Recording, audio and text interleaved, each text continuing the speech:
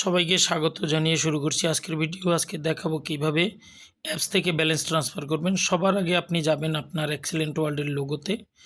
যাওয়ার পর এরকম একটা ইন্টারপেজ আসবে। এখানে আপনি পাসওয়ার্ড দিয়ে আপনার মোবাইলে লগ ইন করবেন। আমি পাসওয়ার্ড দিয়ে দিচ্ছি, লগ ইন হয়ে গেল।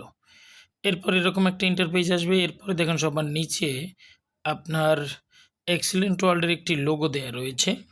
এই লোগোতে টাচ করবেন। লোগোতে টাচ করে সবার উপরে ডান পাশে ব্যালেন্স ট্রান্সফার আসবে, সেখানে টাচ করবেন। এবার আপনার পিন কোডটি দিয়ে দিবেন। যেহেতু ব্যালেন্স ট্রান্সফার করতে হলে অবশ্যই পিন কোডটা জরুরি, তাই আমি পিন কোড দেওয়ার পরে এরকম একটা ইন্টারফেস আসলো।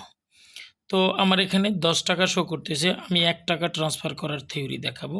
অ্যামাউন্টটা লিখে দিবেন, অ্যামাউন্টের জায়গায় আপনি যে টাকা চেঞ্জ করতে চান। এরপরে নিচে যে নোট আছে, এখানে আপনি লিখবেন কেন আপনি এই টাকাটা তাকে দিচ্ছেন, কী কারণে দিচ্ছেন, সেই কারণ আপনি এখানে উল্লেখ করে দিতে পারেন। আমি লিখে দিলাম এক্সচেঞ্জ, অর্থাৎ আমি লোড দিয়ে নগদে টাকা নেব বা এরকম কিছু একটা। জাস্ট আপনি নেক্সটে ক্লিক করে দিবেন। এইবার আপনি যে নাম্বারে পাঠাবেন সেই সিআইডিটা লিখে দিবেন।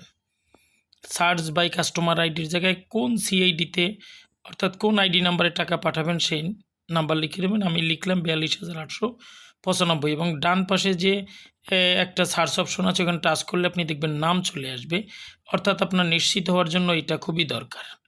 হ্যাঁ, তো দেখুন সোহানুর রহমান নাম আসছে। এবার আপনি ট্রান্সফারে টাচ করলেই টাকাটা চলে যাবে। সবাইকে অসংখ্য ধন্যবাদ ভিডিওটি দেখার জন্য। ভালো লাগলে লাইক, কমেন্ট, শেয়ার করবেন। সবাই ভালো থাকবেন।